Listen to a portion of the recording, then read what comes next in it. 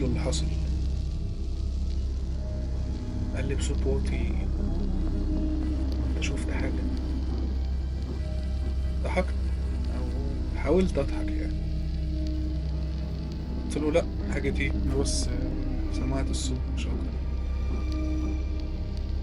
قال لي: تمام، ولا كأنك سمعت حاجة. عادي، ممكن تلاقي عيل ولا حاجة من العيال بينده عليك، بيهزر يعني. طبعا كلام مش منطقي، عيل صغير بالصوت ده. حسيته بيضحك عليا. طلعت تاني البيت وقعدت. بصراحة ما سمعتش الصوت تاني. نمت.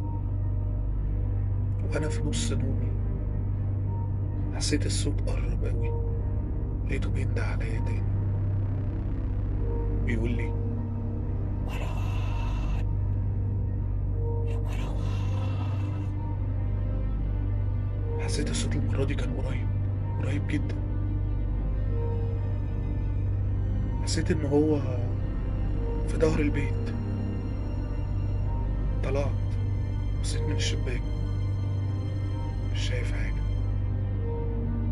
مش شايف إلا الترعة.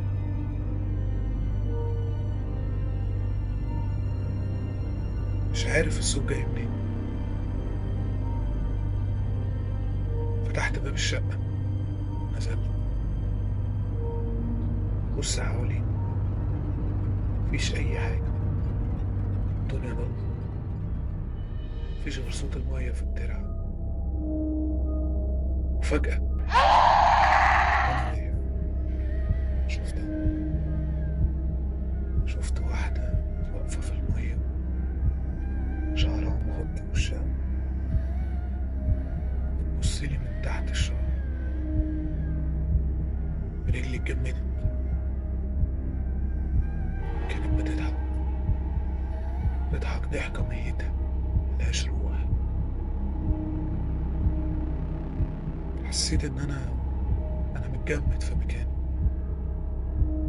جريت، جريت بسرعة، جريت بأقصى سرعة عندي. لكن المشكلة، حسيت إني تايه، مش عارف أنا رايح فين. كل ما أجري كان صوتها بيقرب مني. كان صوتها عمال يقول لي: